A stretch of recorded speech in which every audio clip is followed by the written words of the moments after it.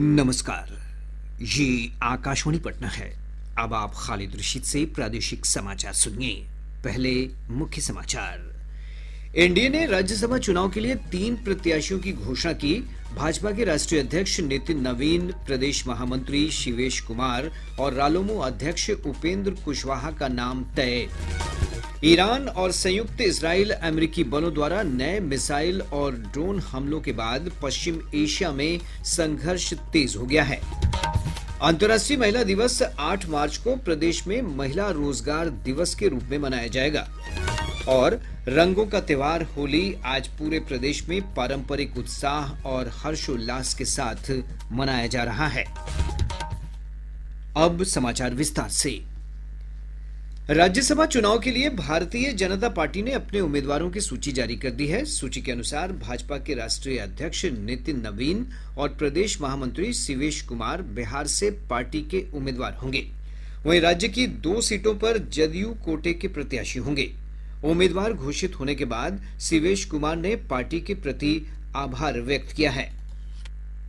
सबसे पहले मैं सभी का आभार व्यक्त करता हूं। अपने जो राष्ट्रीय अध्यक्ष माननीय नितिन नवीन जी हों, हमारे माननीय नरेंद्र मोदी जी देश का जो नेतृत्व कर रहे हैं, अमित शाह जी हों। मुझे मौका नहीं मिला है, मेरे समाज को मौका मिला है। मैंने बताने का काम ये करूंगा कि बिहार की राजनीति में देश की आजादी के बाद पहली बार कोई रविदास समाज का व्यक्ति इस राज्यसभा में गया है, बहुत बड़ी बात।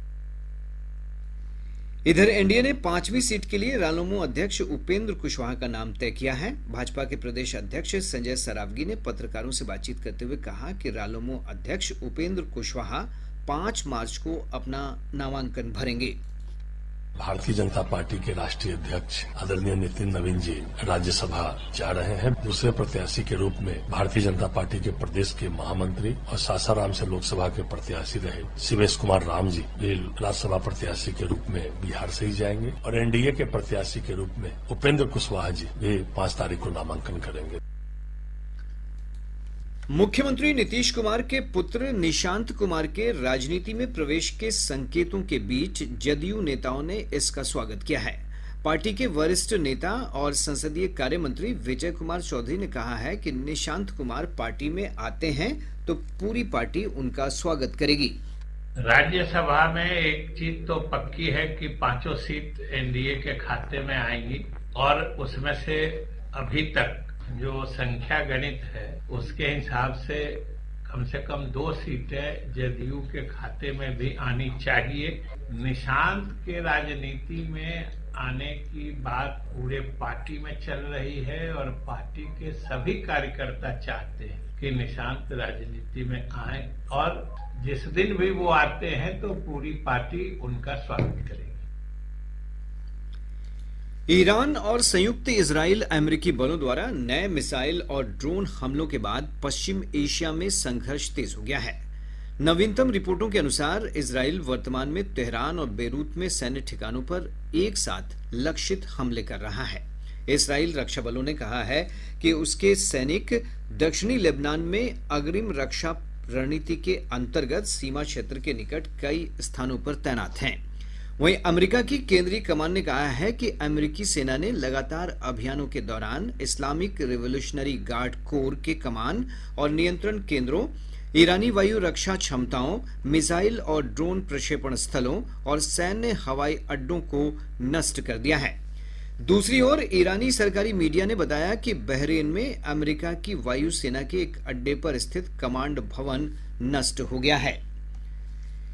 केंद्रीय माध्यमिक शिक्षा बोर्ड सीबीएसई के पश्चिम एशियाई क्षेत्र ने 5 और 6 मार्च को होने वाली कक्षा 10वीं और 12वीं की परीक्षाएं स्थगित कर दी हैं। इन परीक्षाओं की संशोधित तिथियों की घोषणा बाद में की जाएगी। बोर्ड ने यह भी कहा है कि 7 मार्च से आगे होने वाली परीक्षाओं के संबंध में कल तक स्थिति की समीक्षा के बाद निर्णय लिया जाएगा। विदेश व्यापार महानिदेशालय डीजीएफटी ने पश्चिम एशिया में बढ़ते भू राजनीतिक तनाव के कारण भारतीय निर्यात पर पड़ने वाले प्रभावों की निगरानी के लिए एक अंतर मंत्रालयीय समूह का गठन किया है। वाणिज्य और उद्योग मंत्रालय ने बताया कि ये समूह आपूर्ति श्रृंखलाओं को प्रभावित करने वाले वैश्विक घटनाक्रमों पर नजर रखेगा। इसके अलावा मुद्दों की वास्तविक समय में निगरानी और अंतर एजेंसी समन्वय को सक्षम बनाने के लिए डीजीएफटी के भीतर एक आंतरिक समन्वय तंत्र भी स्थापित किया गया है।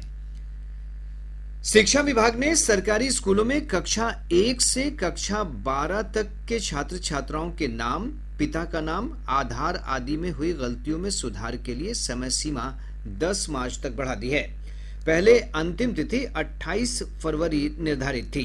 प्राथमिक शिक्षा निदेशक विक्रम वीरकर ने सभी जिला शिक्षा पदाधिकारी को इस संबंध में पत्र भेज दिया है।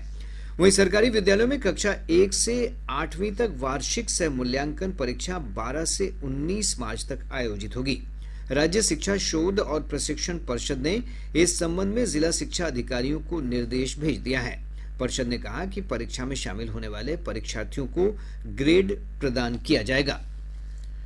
अंतर्राष्ट्रीय महिला दिवस 8 मार्च प्रदेश में महिला रोजगार दिवस के रूप में मनाया जाएगा। ग्रामीण विकास मंत्री श्रवण कुमार ने कहा है कि इसके तहत 8 मार्च को सभी जिला मुख्यालयों पर रोजगार उत्सव के कार्यक्रम आयोजित किए जाएंगे।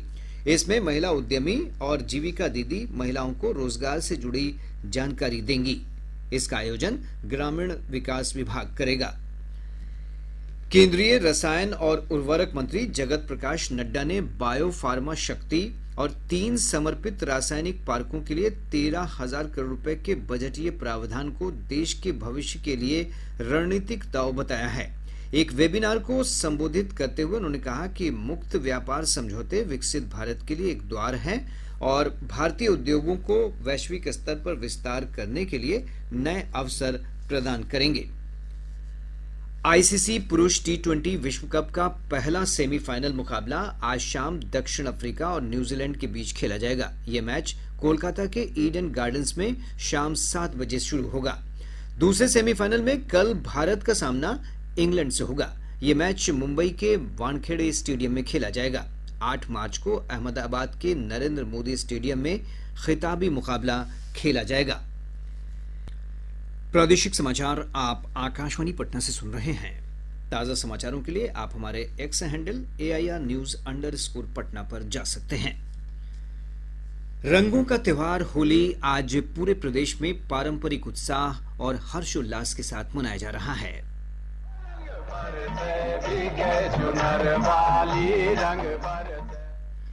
यह त्योहार बुराई पर अच्छाई की जीत का प्रतीक है।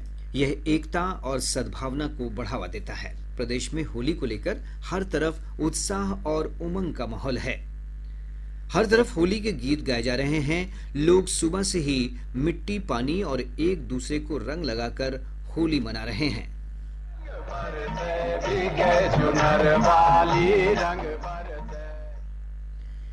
गया से हमारे संवाददाता ने बताया है कि हर तरफ होली का उत्साह है।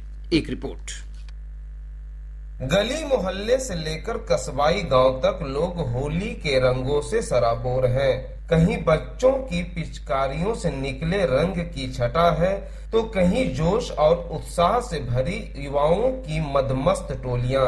शहर के टावर चौक समेत विभिन्न इलाकों में होली का उमंग छाया है। बच्चों के बीच हर्बल रंग और गुलाल का वितरण किया गया है। शांतिपूर्ण होली के लिए सभी चौक चौराहों और संवेदनशील स्थानों पर पुलिस बल तैनात है। आकाशवाणी समाचार के लिए गया से धर्मवीर भारती। औरंगाबाद से हमारे संवाददाता ने बताया कि जिले के कई गांवों में रंग जुलूस निकाले गए।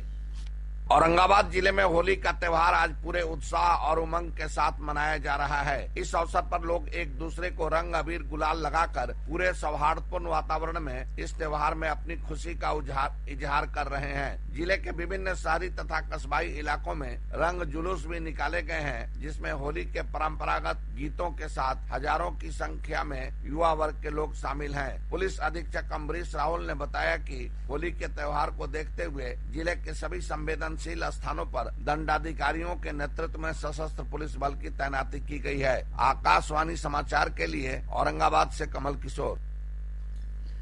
अररिया से हमारे संवाददाता ने बताया कि लोग एक दूसरे से गले मिलकर होली की शुभकामना दे रहे हैं और होली मना रहे हैं।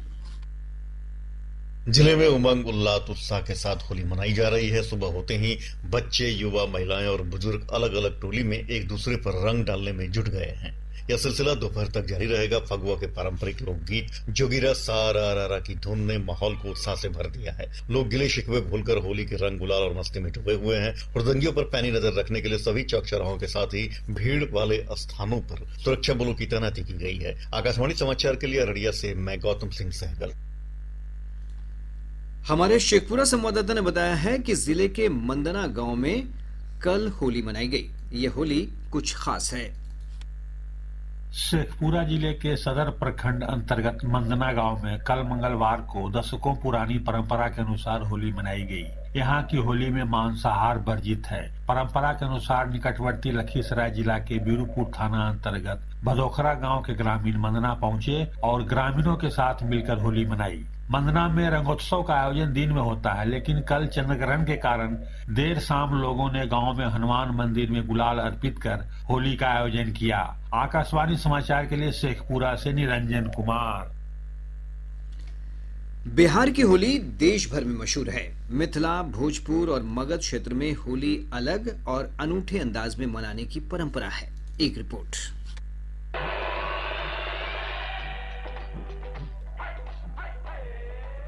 रंगों का त्योहार होली बिहार के हर अंचल में अनोखे और परंपरागत अंदाज में मनाया जाता है। मिथिला के सहरसा के बनगांव की घुमौर होली ब्रज की तरह प्रसिद्ध है। इसे राजकीय मान्यता प्राप्त है। भगवती स्थान के चारों तरफ घूम घूम कर होली खेलने के कारण इसे घुमौर होली कहा जाता है। होली के इस स्वरूप की शुरुआत प्रसिद्ध संत लक्ष्मीनाथ गोसाई ने की थी। वहीं समस्तीपुर के धमौन में छाता लेकर फगुआ मनाने की परंपरा है। होली के दिन स्थानीय निवासी बांस से बनी आकर्षक छतरियों को लेकर स्वामी निरंजन मंदिर पहुंचते हैं और होली खेलते हैं। मगध क्षेत्र में बूढ़ा मंगल होली की प्रथा है। यह होली बुजुर्गों के सम्मान में अबीर और गुलाल के साथ खेली जाती है। भोजपुर में धुरखेल होली की परंपरा है। यहाँ होलिका दहन की राख को लोग एक दूसरे को लगाकर हवा में उड़ाते हैं। बांका जिले के आदिवासी बहुल गाँवों में होली के दिन लोग रंग की जगह एक दूसरे पर पानी डालते हैं। रंगों का इस्तेमाल यहाँ पूरी तरह प्रतिबंधित रहता है। सांस्कृतिक विविधता वाले राज्य बिहार में होली मनाने का अंदाज भले ही अलग हो, लेकिन इन सब के मूल में उल्लास, उमंग और सद्भाव की भावना है। आकाशवाणी समाचार के लिए समाचार कक्ष से मैं डॉक्टर सविता पारी। होली के अवसर पर शांति व्यवस्था बनाए रखने के लिए प्रदेश भर में सुरक्षा के कड़े प्रबंध किए गए हैं। अपर पुलिस महानिदेशक पंकज कुमार दाराद ने बताया कि जिला और अनुमंडल स्तर पर क्विक रिस्पांस टीम QRT की तैनाती की गई है। उन्होंने बताया कि संवेदनशील स्थानों पर विशेष सतर्कता बरती जा रही है। और अब अंत में मुख्य समाचार एक बार फिर। एनडीए ने राज्यसभा चुनाव के लिए 3 प्रत्याशियों की घोषणा की। भाजपा के राष्ट्रीय अध्यक्ष नितिन नवीन, प्रदेश महामंत्री शिवेश कुमार और रालोमो अध्यक्ष उपेंद्र कुशवाहा का नाम तय। ईरान और संयुक्त इस्राइल अमेरिकी बलों द्वारा नए मिसाइल और ड्रोन हमलों के बाद पश्चिम एशिया में संघर्ष तेज हो गया है। अंतर्राष्ट्रीय महिला दिवस 8 मार्च को प्रदेश में महिला रोजगार दिवस के रूप में मनाया जाएगा। और रंगों का त्योहार होली आज पूरे प्रदेश में पारंपरिक उत्साह और हर्षोल्लास के साथ मनाया जा रहा है। इसके साथ ही आकाशवाणी पटना से प्रसारित प्रादेशिक समाचार का ये अंक समाप्त हुआ। आकाशवाणी पटना से अगला समाचार बुलेटिन दोपहर 2 बजे प्रसारित किया जाएगा। नमस्कार।